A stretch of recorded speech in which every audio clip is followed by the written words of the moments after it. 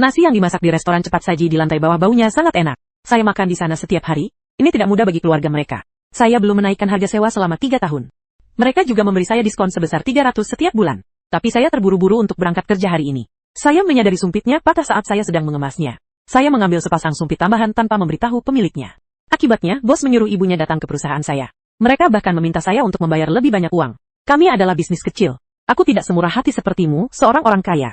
Pada saat itu juga, saya tiba-tiba mengerti. Beberapa orang tampaknya sama sekali tidak layak mendapatkan simpati. Mundur beberapa hari ke depan, hari itu saya memberikan presentasi karena saya begadang semalaman. Hal ini menyebabkan saya bangun agak terlambat keesokan harinya. Saya agak terburu-buru ketika turun ke bawah untuk membeli sarapan. Kemudian, saya hanya meminta pemilik restoran untuk membuat semangkuk bubur dan acar sayuran. Tepat sebelum pergi, setelah membayar tagihan, aku meliriknya lagi. Sumpit sekali pakai dalam kantong plastik. Salah satunya agak berjamur. Bos sedang sibuk. Aku menyapa mereka. Dia mengambil sepasang sumpit tambahan dari meja. Bos melihatnya tetapi tidak mengatakan apapun. Aku bergegas ke perusahaan dengan terburu-buru. Namun setengah jam setelah saya tiba di perusahaan, seorang rekan kerja datang dan memberitahu saya. Seseorang memanggilku dari lantai bawah. Aku mengangguk dengan antusias sebagai jawaban. Saat aku hendak turun ke bawah, aku mendengar keributan di pintu. Ibu bos datang berlari sambil terengah-engah. Dia tampak cukup bermusuhan terhadapku. Apakah kamu memberinya uang? Anda berjalan melewati orang-orang yang bekerja di perusahaan-perusahaan besar. Bahkan jumlah uang yang kecil ini pun layak untuk dimanfaatkan. Aku langsung menjadi lebih garang. Saya langsung mengenalinya.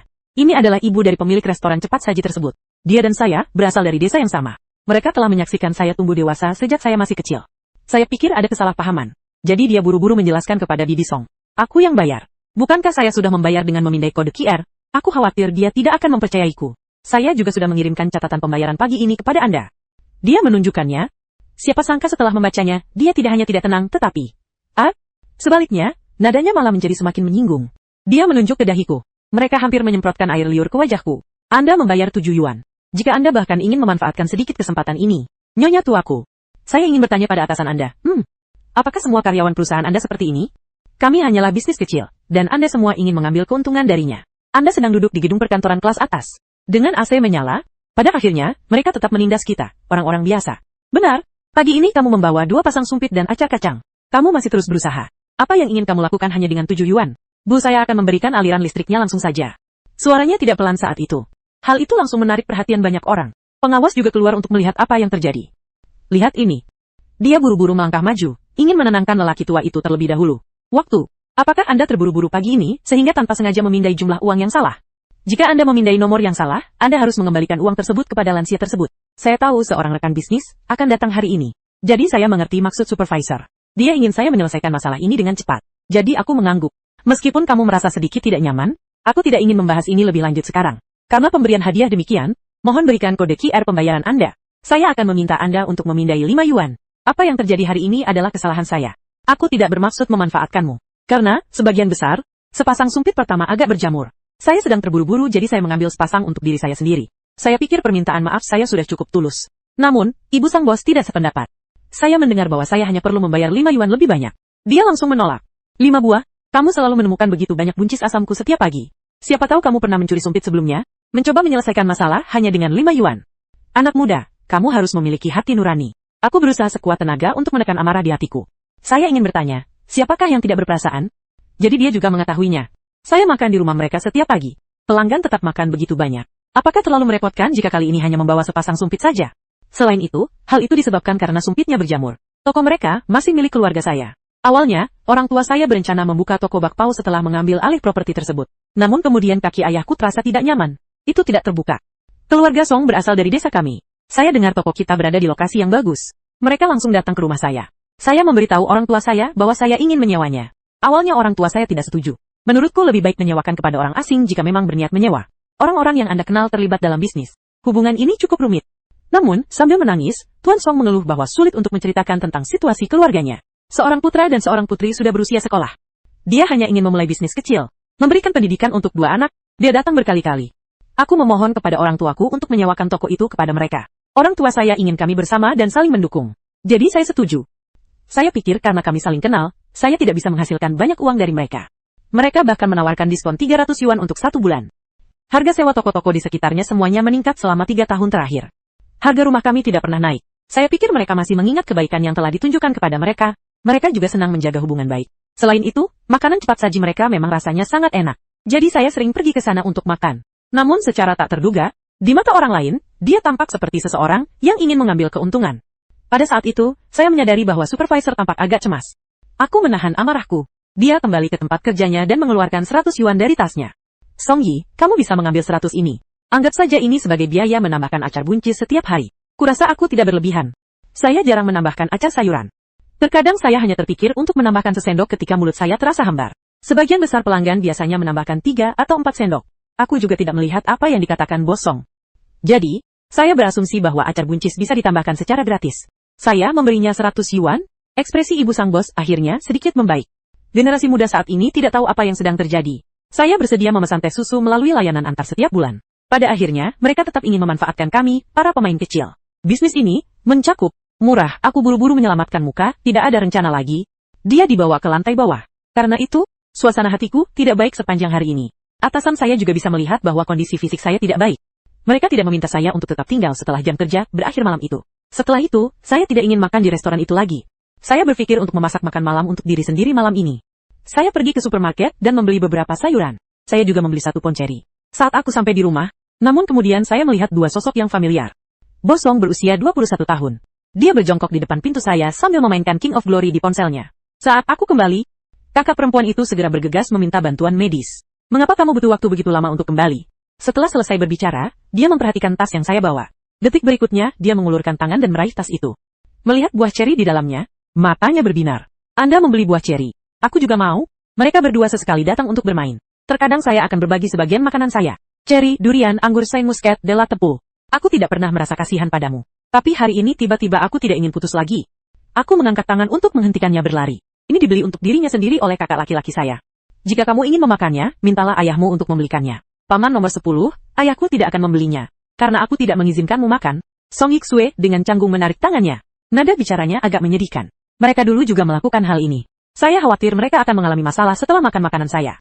Biarkan mereka pulang dan biarkan ayah mereka yang membelinya. Lalu mereka tampak menyedihkan. Dia mengatakan bahwa ayahnya bekerja terlalu keras mengelola toko dan tidak punya uang. Yaton biasanya tidak membelikan mereka camilan. Aku merasa sangat terharu setelah mendengar itu. Setelah memastikan dengan pemilik bahwa makanan tersebut aman untuk dimakan anak-anak. Terkadang, saya akan berbagi sebagian dengan mereka. Tapi aku benar-benar tidak ingin putus hari ini. Melihat bahwa aku tetap tidak terpengaruh. Song Yiksue melirik ke tanah. Adik laki-laki saya masih bermain video game seperti orang bodoh. Matanya melirik ke sana kemari. Paman Shihaoi adalah adik laki-laki saya. Tidak masalah, apakah saya ingin memakannya atau tidak. Dia bergegas menghampiri. Dia menarik Song Jiahao, yang sedang bermain-main di tanah, menjauh.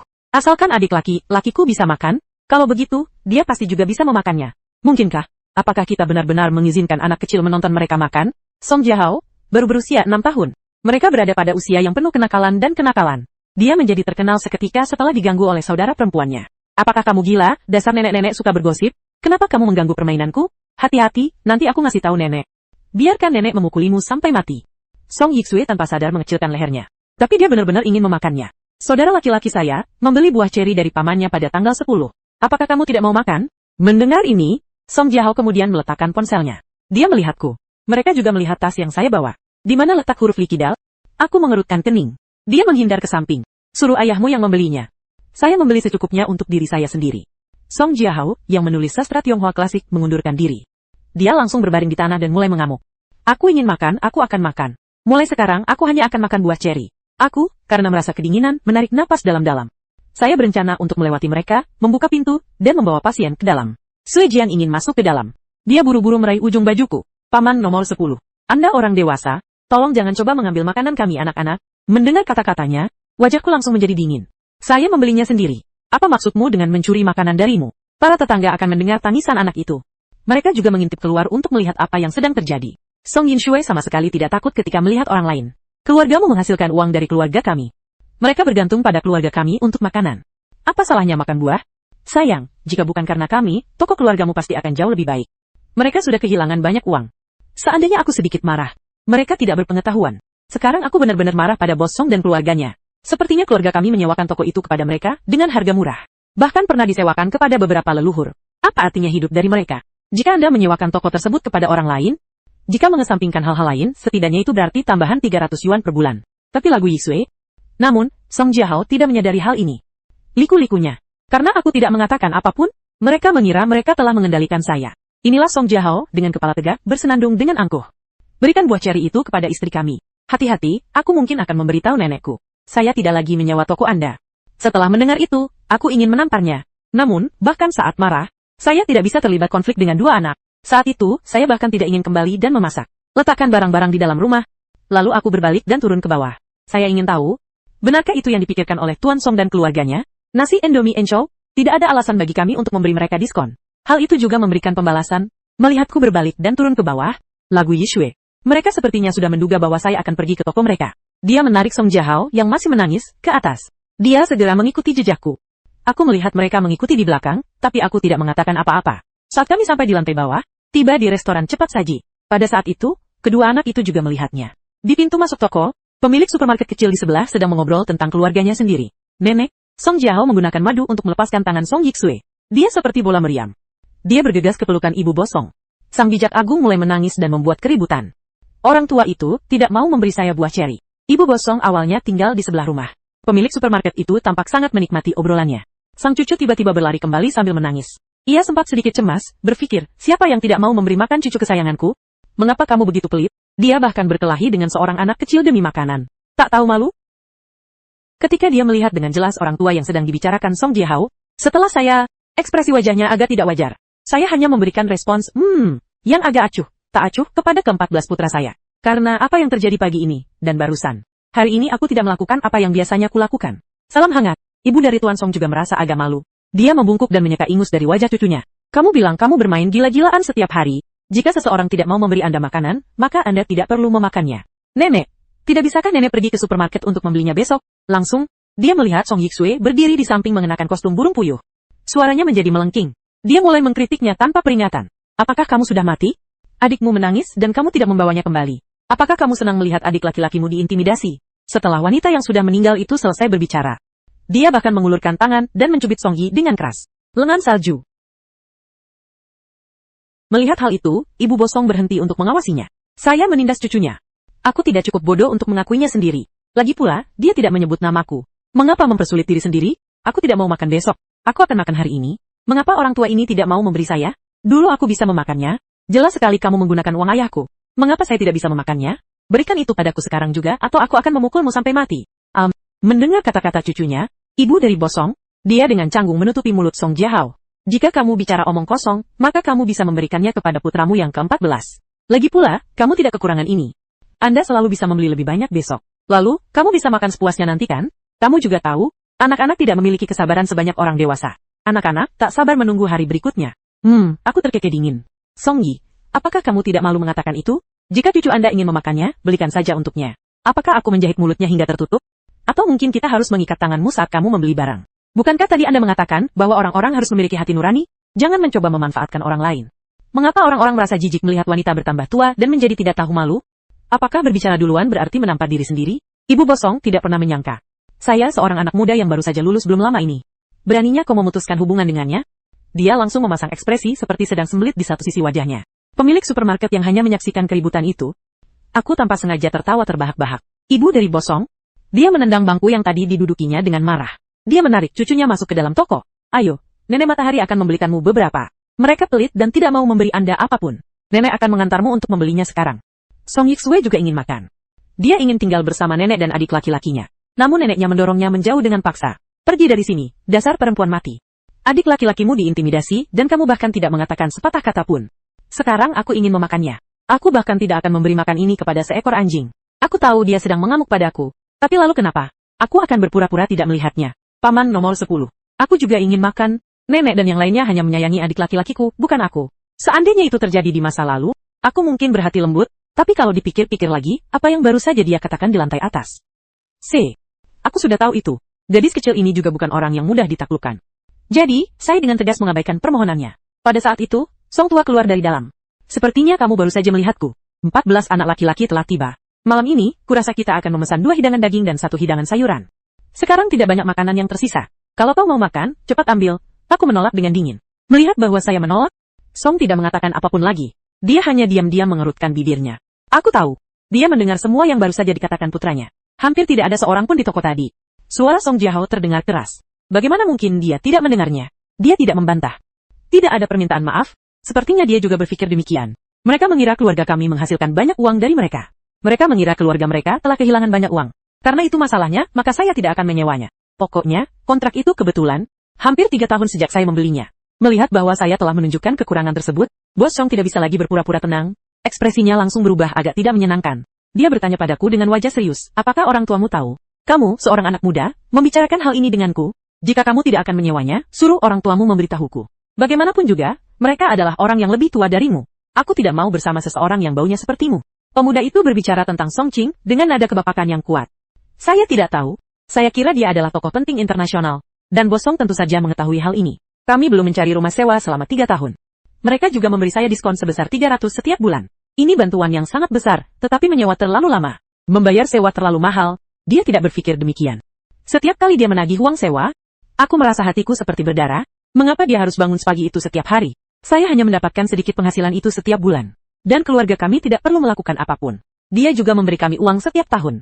Di bawah pengaruh ideologi ini, rasa dendam perlahan mulai tumbuh di hatinya. Semua orang di sini berasal dari desa yang sama, dan kami bertemu melalui perjodohan. Apa gunanya menabung 300 yuan? Sebuah keluarga yang sangat pelit, melihat bahwa dia tidak mau berbicara denganku, aku tidak ingin mempermalukan diriku sendiri. Aku berbalik dan pulang. Aku berencana pulang, jadi aku akan menelpon orang tuaku dan memberitahu mereka. Suruh mereka segera keluar dari sana. Bisnis semacam ini akan menciptakan musuh Anda. Kami tidak berani melakukannya lagi. Tepat saat aku pergi, lagu Yitsui mengikuti. Dia baru saja berlari kembali ke toko untuk mengambil buku dan korannya. Seperti biasa, dia ingin mengikutiku masuk ke dalam. Aku berdiri diam, menatapnya tanpa mengucapkan sepatah kata pun. Song Yitsui merasa tidak nyaman di bawah tatapanku. Dengan agak ragu-ragu, saya bertanya. Bolehkah saya masuk? Paman nomor 10. Aku ingin pergi ke rumahmu untuk mengerjakan PR-ku. Apakah saya tidak boleh makan makanan Anda?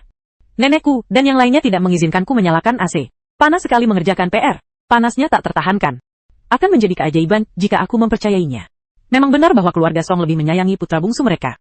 Namun, pengobatan Song jelas bukan pengobatan yang mudah mengalami kerugian. Dia pernah datang ke rumahku untuk mengerjakan PR-nya sebelumnya. Saat itu aku merasa sedikit kasihan padanya. Aku memotong beberapa buah dan membawanya kepadanya saat dia sedang mengerjakan pekerjaan rumahnya. Tapi orang-orang itu pilih-pilih. Mereka tidak menyukai jeruk dan apel yang saya berikan. Namun, dia tidak mengatakan apapun saat itu juga. Saya mengantarkannya ke restoran cepat saji keesokan harinya. Saat makan, aku baru tahu, karena Bos Song memberitahuku. Aku masih ingat beberapa kata yang diucapkan Bos Song dengan nada suara khasnya saat itu. 14 anak laki-laki, aku dengar kamu memberi putriku jeruk tadi malam. Benda-benda asam seperti itu, jangan berikan kepada anak-anak. Anak mana yang mau makan makanan seperti ini? Saat makan durian, cukup berbagi sepotong dengannya. Tidak perlu membelikan mereka buah khusus. Aku sangat bodoh waktu itu. Saya tidak mengerti makna tersirat dari apa yang mereka katakan. Aku merasa tidak nyaman mendengar kata-kata itu. Jadi, saya tidak pernah membelikannya jeruk lagi setelah itu. Mereka sengaja membeli beberapa buah yang lebih mahal. Saya kira kita semua berasal dari kota yang sama. Selain itu, saya sendiri tidak memiliki anak. Ambil saja 2 anak ini. Perlakukan mereka seperti adik kandungmu sendiri. Hanya sedikit buah. Saya tidak ingin berdebat. Namun jika melihat ke belakang sekarang, hal itu mengungkapkan masa depan. Pulanglah ke rumahmu dan lakukan itu. Jika kamu merasa kepanasan, pergilah ke toko untuk melakukannya. Apakah toko Anda tidak memiliki pendingin udara? Melihat bahwa aku bahkan membawanya ke depan pintuku, dia menolak semua permintaan untuk mengerjakan pekerjaan rumahnya. Para staf medis kebingungan dan tidak tahu harus berbuat apa. Dia sedang mengencangkan ranselnya. Alih-alih menjadi agak tidak sabar, kata-kata itu belum selesai. Namun, saya menyela perkataannya dengan dingin. Tetapi, bulan depan, keluarga Anda tidak akan lagi menyewa toko kami. Keluarga kami tidak bisa lagi mendapatkan penghasilan dari ayahmu. Mintalah uang kepada ayahmu untuk memasang AC. Setelah mengatakan itu, saya berbalik dan pergi. Tepat ketika saya menutup pintu. Namun aku melihat Song Yitsui berdiri di sana tanpa bergerak. Mereka telah mengawasi rumah saya. Aku tidak tahu apa yang dia pikirkan. Saya menelpon rumah. Aku sudah memberitahu orang tuaku tentang hal ini. Orang tua saya juga sedikit terkejut. Namun mereka juga percaya, aku bukan tipe orang yang bicara omong kosong. Ibu saya sedikit marah. Orang-orang zaman sekarang benar-benar aneh. Mereka bahkan membuat kekacauan setelah saya menurunkan harga sewa untuk mereka. Seandainya bukan karena keluarga mereka yang terus-menerus datang ke rumah kami mungkin tidak akan selalu setuju jika Anda memohon kepada kami. Mereka telah menunda pembayaran sewa selama 2 tahun terakhir. Kami tidak mengatakan sesuatu yang tidak menyenangkan. Sekarang semuanya sudah baik-baik saja. Mereka sebenarnya berpikir, kami menghasilkan banyak uang dari mereka. Malam itu, orang tuaku menelpon dan pergi ke... Saya sudah menyelesaikan proses pengakhiran sewa dengan Bos Song. Kontrak tersebut berakhir bulan ini. Saya tidak akan memperbarui kontrak saat masa berlakunya habis. Bos Song tidak mengatakan apapun. Bahkan ayahku pun tak lagi memanggilku paman. Pembukaannya adalah 14. Ayahku sedikit marah.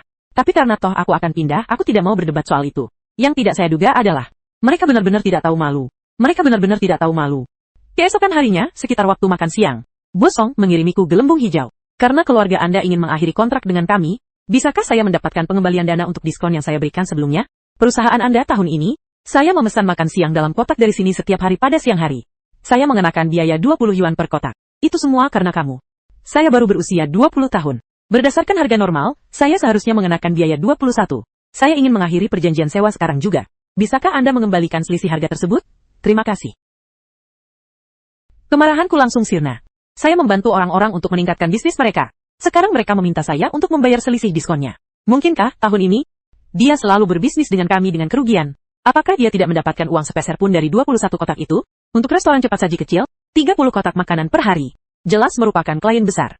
Diskon $1, ini akan memungkinkan Anda untuk mendapatkan pelanggan besar dan stabil. Saya rasa hampir tidak ada yang akan menolak. Sebelum saya sempat menjawab, pesan lain datang dari pihak lain. Mulai hari ini, 30 kotak makan siang perusahaan Anda. Harganya 22 yuan per kotak. Biaya tambahan $1 akan dikenakan untuk pengemasan. Diskon $1 juga sudah hilang. Total harga 30 kotak hari ini adalah 660 yuan. Mohon transfer uangnya sesegera mungkin. Terima kasih atas kerjasama Anda. Rekan kerja saya, Tian Wei, menabrak saya. Apakah kotak bekal makan siangmu sudah sampai hari ini? Sudah hampir waktu makan siang. Karena makanan kemasan yang dikirim ke restoran cepat saji, rasanya memang cukup enak. Jadi sebagian besar kolega saya datang saat makan siang. Minta saya untuk memesankannya untuk Anda juga. Namun, lihatlah sikap mereka saat ini. Tiba-tiba aku tidak ingin memutuskan lagi. Tian Wei, kalau tidak, kita tidak akan makan bekal makan siang hari ini. Harga makanan kemasan telah naik. Mereka mengatakan diskon sebelumnya sudah tidak berlaku lagi. Satu kotak harganya 22. Beberapa rekan Wenyan berkumpul di sekitarnya. Harga-harga naik, aku merasa seperti bulan lalu, jumlah hidangan nasi semakin berkurang. Terkadang aku sangat lapar. Satu porsi tidak cukup. Harganya sekarang sudah naik. Mengapa? Mendengar keluhan rekan kerja ini, rekan-rekan lainnya mengangguk setuju. Sebuah kedai mie baru dibuka di lantai bawah dan rasanya cukup enak. Aku bosan makan bekal makan siang setiap hari. Bagaimana kalau mulai sekarang kita makan di lantai bawah? Tanpa memesan makanan untuk dibawa pulang, harganya tidak akan lebih mahal daripada makan siang dalam kotak. Selisihnya hanya beberapa yuan. Oke, semua orang langsung setuju. Saya tidak akan memesan makanan kemasan lagi. Saya tentu saja setuju. Karena mereka tidak mau berbisnis dengan kami. Kita tidak perlu. Pergilah dan berikan uang kepada orang-orang dengan wajahmu menempel di wajah mereka. Karena saya sudah lama tidak membalas pesan Anda. Sisi seberang berdering lagi. Beberapa pesan telah dikirim. Mohon bayar uangnya sesegera mungkin. Terima kasih atas kerjasama Anda. Senyuman dapat diberikan hanya dalam 1 menit. Kemudian pihak lain mengirimkan pesan lain, jika Anda tidak. Aku memperlambat laju. Masih banyak pelanggan yang menunggu di toko saya. Bisakah Anda membalas lebih cepat? Maaf, reservasi kami telah dibatalkan. Anda bisa melempar mikrofonnya.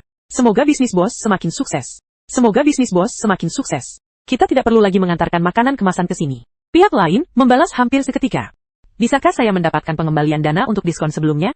Saya menolak tanpa berpikir panjang. Maaf bos, itu tidak masuk akal. Kamulah yang menawarkan diskon 1 yuan itu. Mari kita pesan dari Anda. Bukan berarti aku ingin pencarian. Oleh karena itu, saya pribadi tidak dapat memenuhi permintaan Anda. Kali ini, setelah saya mengirim pesan, pihak lain tidak membalas. Saya pikir tidak akan ada masalah lagi setelah saya mengakhiri perjanjian sewa. Jadi mereka mempercayakan hal itu kepada seorang perantara. Mereka akan bertanggung jawab untuk memperbaiki wajah yang rusak itu untuk kita. Bertanggung jawab untuk mendaftarkan dan menyewakan, tapi keluarga itu memang selalu saja membuat masalah. Mereka mungkin menghabiskan waktu lama untuk memilih. Saya bertanya kepada banyak perusahaan. Kami mendapati bahwa biaya sewa tempat-tempat tersebut beberapa ratus yuan lebih tinggi daripada biaya sewa keluarga kami. Sebagian orang tidak mau pindah. Ibu Bosong kembali berlari ke desa lagi. Membawa 2 jin jeruk mandarin. Saya hanya ingin ibu saya dan yang lainnya terus menyewa. Orang tua saya tidak mau. Mereka juga takut menyewakan musuh. Saya sangat tidak setuju. Ibu Tuan Song sangat marah sehingga dia mengumpat dengan keras di desa. Keluargamu benar-benar tidak punya hati. Kami menyewakannya selama tahun-tahun ketika paling sulit untuk menyewakannya. Sekarang mereka memunggungi kita. Aku tidak peduli dengan kalian, sialan. Jika masalah ini tidak diberi kompensasi. Istri saya jelas tidak setuju. Bos Song dan keluarganya, toko keluarga kami adalah sebuah bisnis. Sebagian besar penduduk desa tahu. Mendengar kesedihan Ibu Tuan Song, semua orang menganggap keluarga kami tidak punya hati. Orang tua saya sudah sangat tua. Tiba-tiba, dia dikritik oleh begitu banyak orang di desa. Banyak di antara mereka adalah teman dekat. Berbagai macam emosi bercampur aduk di dalam diriku. Namun demikian, ayahku juga tidak bergeming. Saya tidak menemukan cara untuk menghubungi orang tua saya sekarang. Bos Song dan anak buahnya mengalihkan perhatian mereka kepadaku. Saat aku sampai di rumah setelah pulang kerja, Tuan Song dan keluarganya sedang menunggu di depan pintu rumah saya. Melihatku kembali, mata Bos Song berbinar. 14 anak laki-laki. Paman punya sesuatu untuk disampaikan padamu setelah pulang kerja. Mudah untuk masuk ke rumah. Bu Wenyan, saya tidak terburu-buru untuk pulang. Saya dengan baik hati merawat keluarga mereka. Paman pernah bilang sebelumnya bahwa aku belum cukup senior. Bukankah seekor anak anjing kecil berhak berbicara denganmu? Apa yang ingin kamu bicarakan denganku sekarang? Mendengar komentar saya yang agak sarkastik, ekspresi Tuan Song agak tidak menyenangkan. Namun, mengingat tujuan hari ini, hal itu tidak terwujud. Berusaha keras untuk tetap tersenyum. Kamu memang orang yang pendendam. Itu hanya lelucon. Aku tahu persis apa yang akan mereka katakan. Mereka bahkan tidak diberi kesempatan untuk berbicara. Mereka mencoba meminjam barang-barangku, tetapi mereka sama keras kepalanya. Keluarga itu agak kesal. Saya akan menyerahkan toko ini kepada agen. Setelah informasi penyewaan diposting, asalkan ada seseorang yang bergeser untuk melihat toko itu. Dia berlari menghampiri setelah mengantarkan ibu bosnya. Hari itu, agen properti itu membawa seorang gadis muda untuk melihat-lihat toko tersebut. Gadis kecil itu ingin membuka toko kue. Dia cukup puas ketika mendengar tentang harga sewa tersebut. Mereka hampir saja menandatangani kontrak dengan saya. Ibu Tuan Song segera bergegas datang begitu mendengar kabar tersebut. Gadis kecil. Apa yang harus ditandatangani? Bagaimana mungkin seorang gadis muda bisa begitu tidak tahu malu? Inilah yang ingin disewa putra saya. Apa yang sedang kamu pegang? Cepatlah pergi. Kemudian dia mencoba menarik orang itu keluar dengan paksa. Tentu saja, aku belum mati. Dia dengan cepat melangkah maju dan mendorong ibu bos Song menjauh. Song Yi, kau sudah keterlaluan. Kedua kontrak kami telah tiba. Jika Anda terus seperti ini, jangan salahkan saya jika saya bersikap tidak sopan. Mendengar saya mengucapkan komentar yang kasar, ibu bos Song tidak takut. Anda bisa langsung duduk di tanah dan memulainya. Ini keterlaluan, mereka menindas orang tua. Apakah hukum sudah tidak ada lagi? Saya adalah orang yang kuno. Saya pernah diintimidasi oleh seorang anak. Ya Tuhan, kau pun akan menjadi tua suatu hari nanti. Jika kamu diperlakukan seperti ini, jangan menangis. Dasar bajingan kejam dan tak berperasaan. Kami telah menyewa toko Anda selama bertahun-tahun. Saya membantu keluarga Anda melewati masa-masa sulit. Sekarang mereka berbalik dan mengusir kami dari rumah kami. Percayalah, Tuhan itu punya mata. Melakukan hal ini pada akhirnya akan menyebabkan garis keturunan keluarga Anda berakhir. Sedang berkendara dan tertabrak mobil, aku sangat marah sampai gemetaran di sekujur tubuh.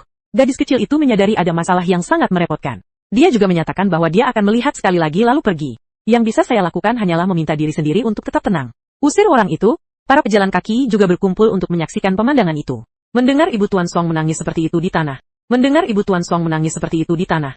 Saya pikir sesuatu telah terjadi. Seseorang menghampiri dan membantu Ibu Tuan Song untuk berdiri. Tante, tolong beritahu aku apa yang salah. Jangan menangis, kita semua masih hidup. Jika ada yang menindasmu, katakan saja, anak muda. Suatu hari nanti, kamu juga akan menjadi tua. Mereka yang menindas orang tua akan mengalami nasib yang mengerikan. Mengapa kamu seperti ini? Ibu Bosong melihat begitu banyak orang yang membela putranya. Dia berhenti menangis. Dia hanya berdiri di sana sambil mengeluh. Bokongnya tertutup debu. Selain itu, rambutnya yang sengaja dibuat berantakan. Saya tidak tahu. Saya kira ada korban yang datang untuk mencari keadilan. Jadi saya memutuskan bahwa saya tidak tahan lagi. Saya baru saja memesan topi. Saya bisa mentolerirnya sekali atau 2 kali. Namun bulan ini, mereka sudah datang ke sini dan membuat masalah lebih dari 10 kali. Polisi tiba dengan cepat. Setelah memahami keseluruhan cerita, semua orang merasa sedikit malu. Arah tuduhan tiba-tiba berubah. Aku hanya membela kamu, karena aku merasa kasihan padamu. Jadi, kalian menggunakan kami sebagai pion, usiamu sudah semakin lanjut. Mereka bahkan sampai menggunakan cara-cara yang begitu hina. Menangani kaum muda, mereka bahkan pernah membantu keluargamu sebelumnya. Perilaku ini telah melanggar Undang-Undang Hukuman Administrasi Keamanan Publik. Jika hal ini terjadi lagi, kami akan menanganinya sesuai prosedur. Apakah kamu mengerti? Saya mengerti, saya mengerti. Paman Hat memperingatkan Ibu Bosong. Setelah memberikan pernyataan saya kembali. Melihat bahwa aku serius, keluarga Song menjadi jauh lebih jujur. Setengah bulan kemudian, pemilik supermarket kecil di sebelah berkata, keluarga mereka menyewa sebuah toko. Ini 100 lebih murah daripada biaya sewa kami. Hanya saja lokasinya agak terpencil. Pada awalnya, Bosong agak ragu-ragu. Namun Ibu Bosong tidak ragu-ragu. Dia mengatakan bisnis mereka berjalan baik. Ini sama sekali bukan rumah kami. Alasan mengapa lokasi toko tersebut bagus. Itu semua karena dia. Makanan di rumahmu rasanya enak. Jadi ketika saya mendengar ada toko yang lebih murah dari toko kami, dia segera menyuruh putranya menandatangani kontrak tersebut. Sudah diputuskan. Pembukaan kembali, hari itu, dia bahkan sengaja datang ke depan pintu rumah kami dan melontarkan komentar-komentar sarkastik. Sekalipun kita memohon padanya untuk menyewakannya, dia tetap tidak mau menyewakannya kepada kita. Orang tua saya sangat marah. Ibu saya segera mengambil sapu dan menyapunya pergi. Tampilan depan toko bukanlah hal yang terpenting. Cita rasa rendah di restoran, tapi jika mereka sendiri yang menyebabkan hal itu. Karena lokasinya yang agak terpencil, oleh karena itu, restoran cepat saji Songji telah kehilangan banyak pelanggan alami. Restoran cepat saji mengandalkan volume penjualan yang tinggi. Jumlah pelanggan mereka telah menurun. Tentu saja, pendapatannya akan lebih rendah. Ketika orang miskin, mereka lebih cenderung merancang rencana jahat. Bos Song menemukan bahwa beberapa pelanggan telah kehilangan semua uang mereka. Nasi itu belum habis, setengahnya masih tersisa. Saya berpikir untuk mengurangi jumlah nasi di dalam mangkuk. Setelah berdiskusi, keluarga Song memutuskan untuk mereformasi sistem tersebut. Hanya setengah dari porsi nasi yang disajikan. Anda bisa mendapatkan isi ulang gratis setelah selesai makan. Tapi setelah kamu benar-benar selesai makan, saat Anda akan menambahkan nasi, Anda akan menyadari bahwa atasan Anda tidak menganggap Anda sebagai sesuatu yang istimewa. Mata bukanlah mata. Jika Anda pergi ke demonstrasi, Anda bahkan tidak akan mendapatkan makanan lengkap, dan Anda harus menanggung sikap yang buruk. Siapa yang masih mau makan di sana? Akibatnya, jumlah pelanggan yang sudah sedikit menjadi semakin sedikit. Keluarga Song menjadi sangat cemas. Bos Song bahkan menurunkan suaranya dan menanyakan harga asli untuk 21 porsi. Apakah kita masih perlu memesan makanan dalam kemasan? Kami tidak yakin, apakah ini lelucon? Siapa tahu akan ada air liur dan dahak. Bisnis Jian Xijia tidak berjalan baik. Lagu Yesui dan lagu Jiahao.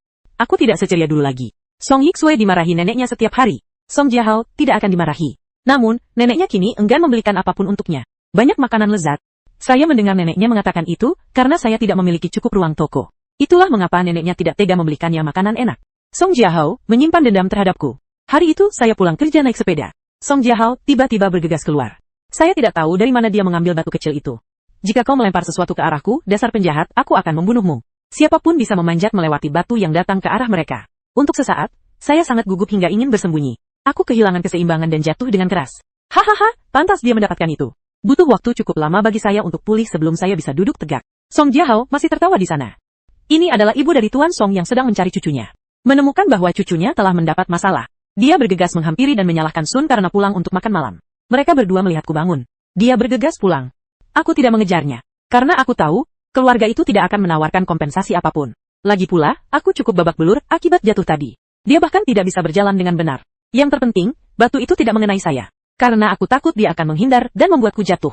Aku tidak akan mentolerir ketidakmaluan keluarga itu meskipun itu berarti mengorbankan persediaan selama setahun penuh.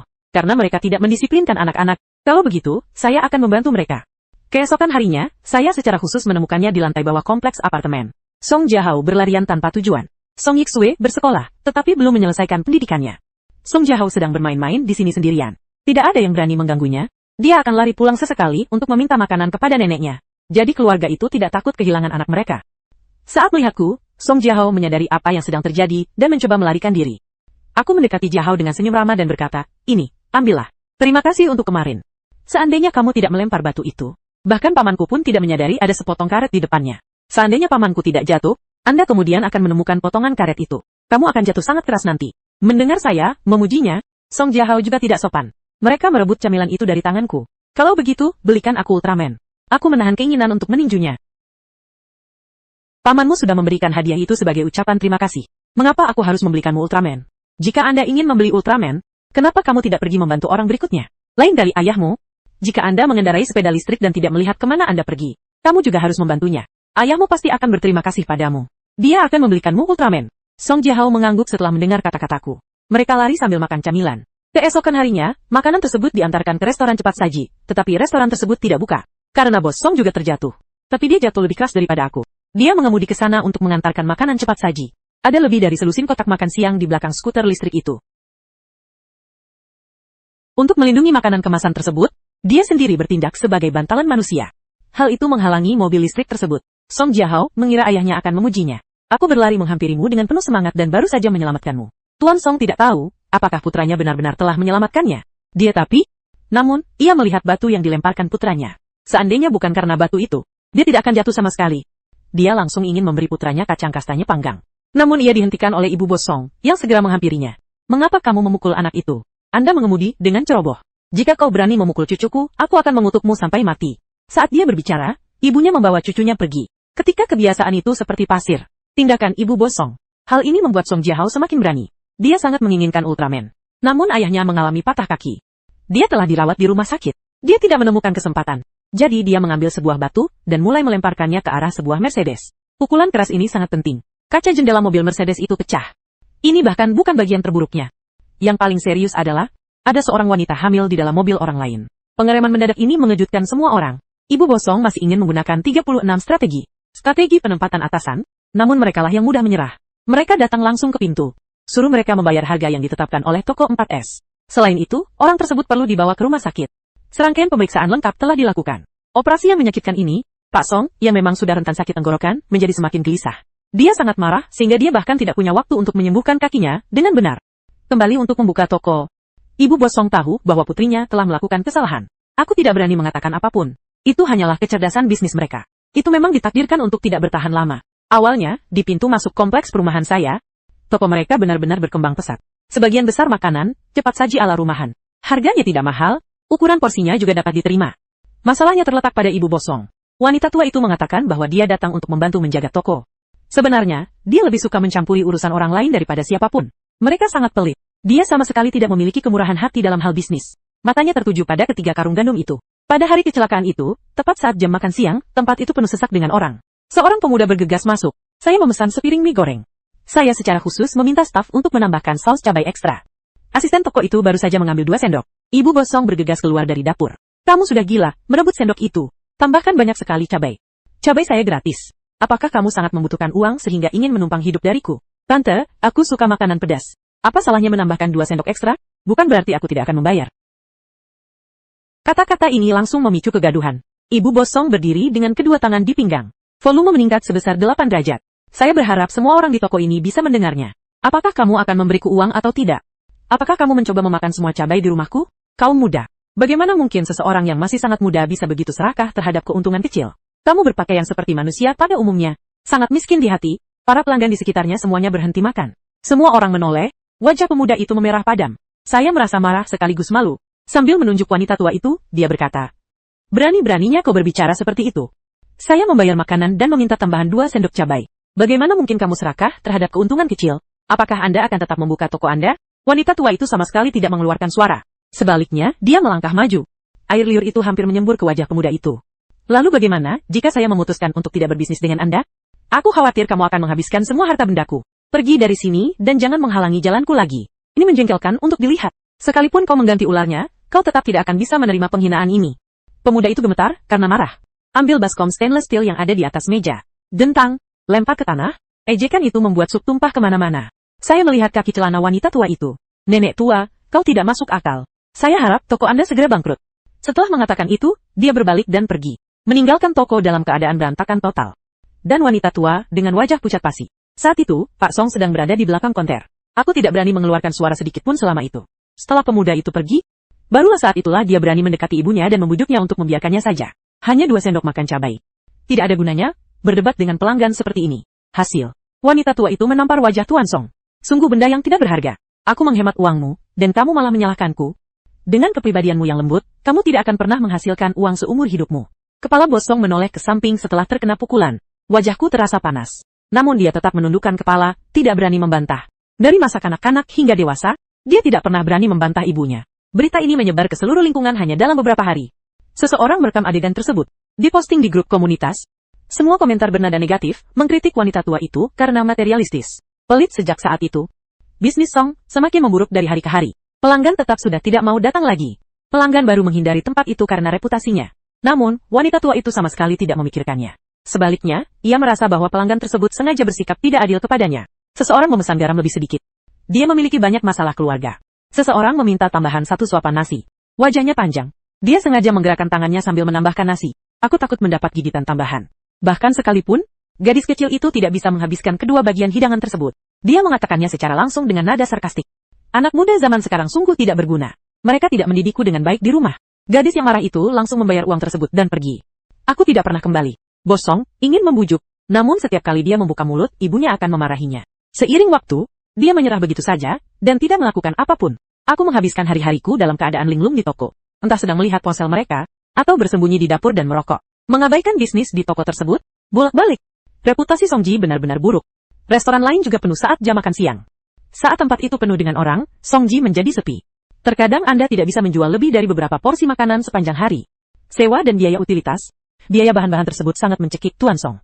Namun, wanita tua itu terus mengeluh setiap hari. Bisnis yang buruk hanyalah nasib buruk. "Saya tidak pernah menelaah masalah saya sendiri." Itu tidak berlangsung selama 2 bulan. Restoran cepat saji Song Ji memasang pengumuman bahwa tempat tersebut dijual.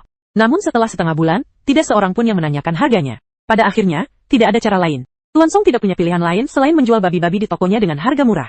"Setelah Anda pergi, tutup pintu dan semoga beruntung. Ibu saya mengenal kerabat jauh dari Bapak Song." Dengarkan dia, Tuan Song dan keluarganya mengemas beberapa barang sederhana. Dia menyelinap kembali ke kota kelahirannya di pedesaan. "Aku sudah tahu, nenek tua itu sangat pelit. Bagaimana mungkin sebuah bisnis dapat berkelanjutan hanya dengan investasi jangka panjang? Bukankah begitu? Saya dengar dia bertengkar dengan seorang pelanggan di kota. Bisnis tersebut gagal. Sungguh memalukan. Bos Song juga seorang pengecut.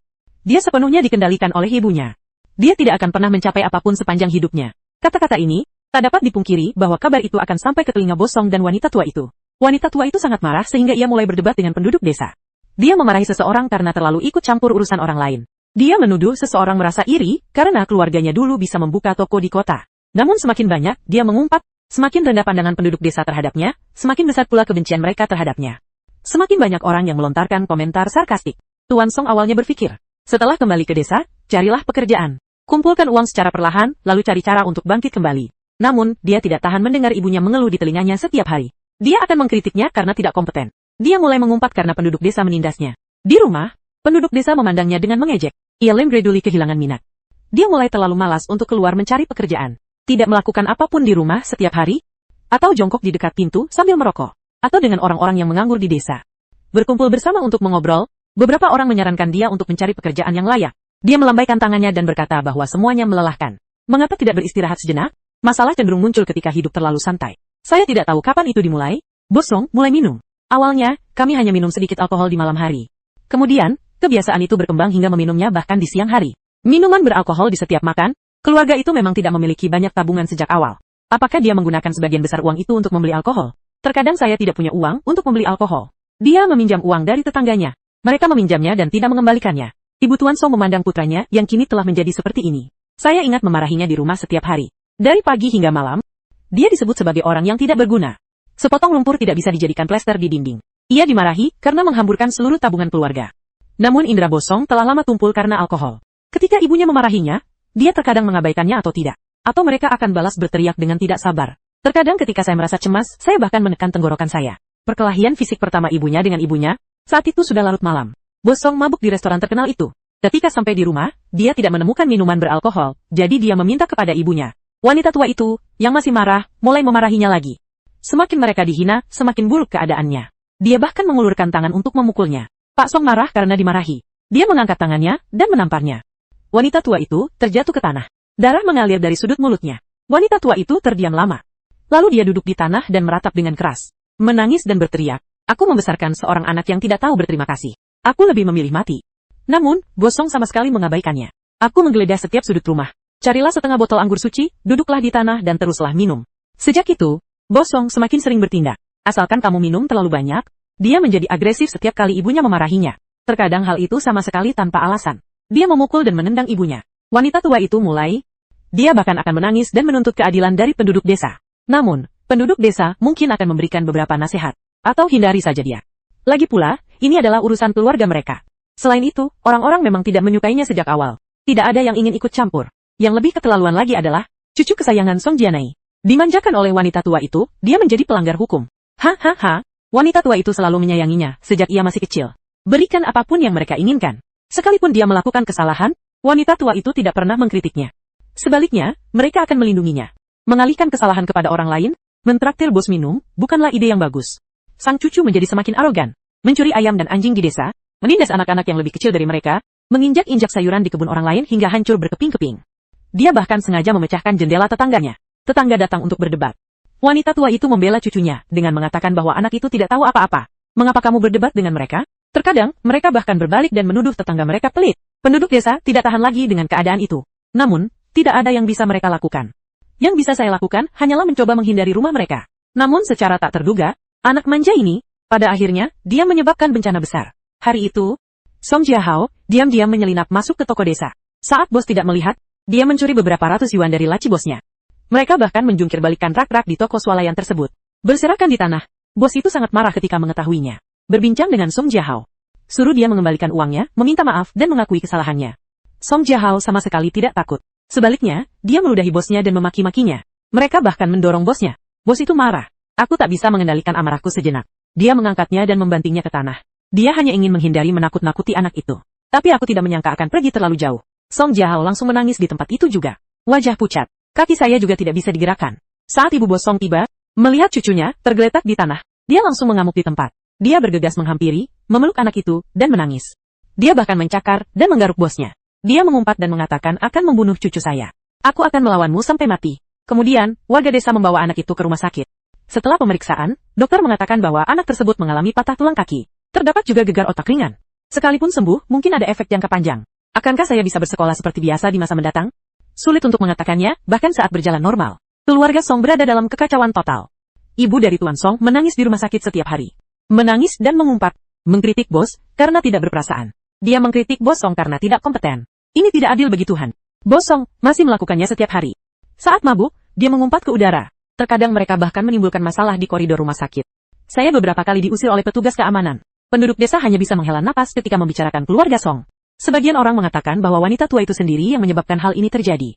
Andai saja dia memiliki sedikit saja kemurahan hati ketika berbisnis. Tidak terlalu pelit, tidak begitu tegas, Bos Song tidak akan berada dalam kondisi seperti ini sekarang.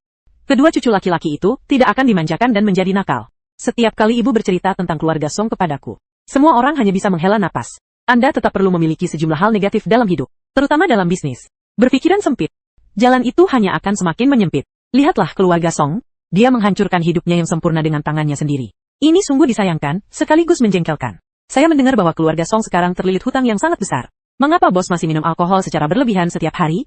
Wanita tua itu juga telah kehilangan kesombongan kepala sekolahnya yang dulu. Cemberut sepanjang hari. Cucunya masih terbaring di rumah sakit. Masa depan yang tidak pasti? Tidak ada yang tahu. Berapa lama keluarga ini bisa bertahan? Akhir seperti apa yang akan terjadi? Toko kami juga sudah disewakan. Itu disewakan dengan harga normal. Dia masih gadis kecil yang sama. Kemudian dia melihat-lihat beberapa toko lainnya. Saya tetap berpikir milik kita lebih baik. Saya mendengar keluarga itu kembali ke desa. Aku tidak akan datang ke sini lagi untuk membuat masalah. Dia langsung menyewanya. Dalam bisnis, integritas adalah hal yang terpenting. Bagaimana Anda memperlakukan pelanggan Anda? Pelanggan tahu segalanya. Memanfaatkan hubungan pribadi tanpa kepercayaan yang tulus adalah pendekatan yang picik. Terlalu perhitungan tidak akan membawa Anda jauh.